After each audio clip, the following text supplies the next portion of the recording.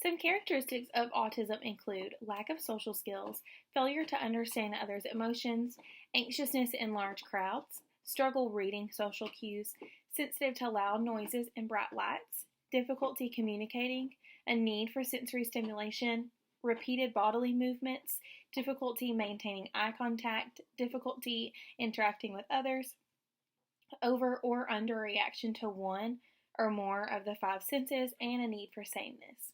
So, one thing we know about most individuals with autism is that they are visual learners. So, a technique that can benefit them would be a visual schedule. For example, if an individual is struggling of the morning to maybe get out of bed and get motivated to start their day, I would recommend using a visual schedule with pictures that include getting out of bed, brushing their teeth, taking a shower, putting clothes on, all the way up to literally getting in their car to go to school or work or whatever they might be doing for that day. I would print up pictures of all of these steps, put them on a board bound by Velcro, and I would also put Velcro on both sides of the picture. That way, as soon as they complete brushing their teeth, they can turn that over and see everything they have already completed and everything that there's left to do. So when teaching them and their caretaker how to use this, I would put it all together and take it to them.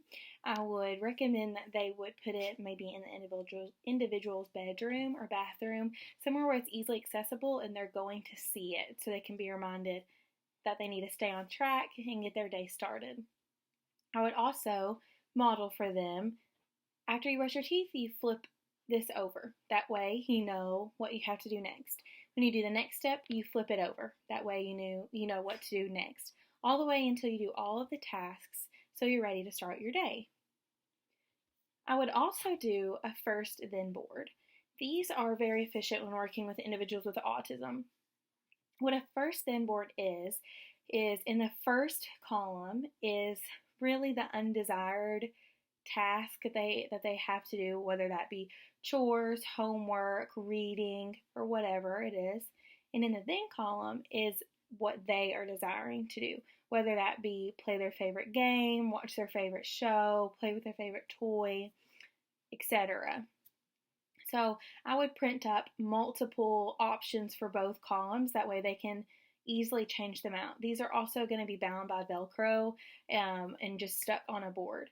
So I would take this exact board and all of the extra pictures to the family, and I would say the individual has to do homework, but they want to play games.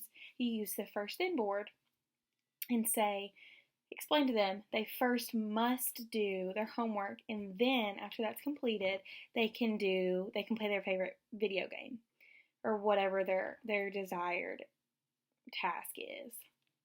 I would also use modeling. This is a very effective technique as well for them to learn new tasks and as well as just be more sufficient in doing their tasks. Maybe really grasp that task. So I would do their task that they're struggling with.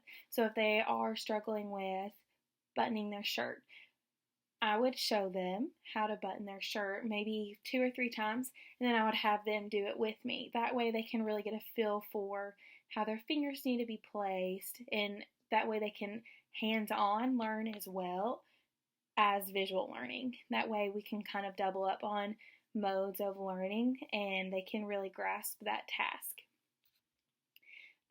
2 strategies that I would use for individuals with autism are assistive technology and peer support, and teach to generalize. So with assistive technology, some individuals with autism are nonverbal. So an assistive technology to help them communicate, maybe like a text-to-speech app that they can get on their iPad or their cell phone, anything that will help them and give them the ability to actually communicate with their peers and family it gives them the ability to communicate their feelings, their wants, and that's just very encouraging for them.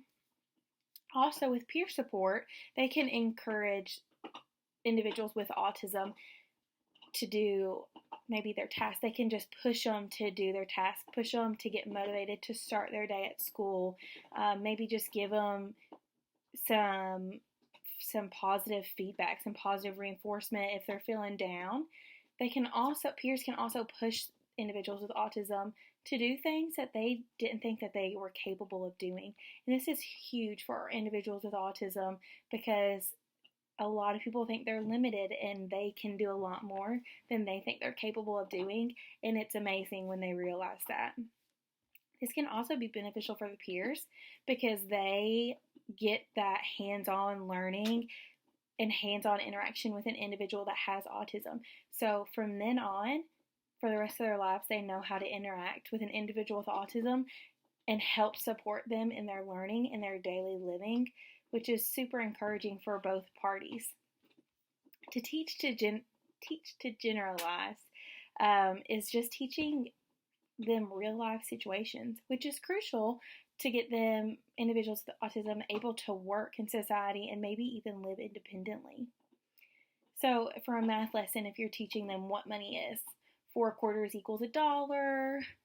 This is how you exchange money if you're going to the grocery store or buying a video game or going to the movies, anything. This is how, if it's $6, this is actually $6 in money, and that's what $6 looks like. This is what money feels like. Get them familiar with all the concepts and how much money is worth, what it feels like. Get them to touch it and really interact with it, and then set up a grocery store in the classroom and get them that hands-on experience with learning how to go to the grocery store and be able to purchase something independently. That gives them so much freedom. It's just amazing for them to learn real life situations as well as education, and just learning the basic skills of life as much as they possibly can.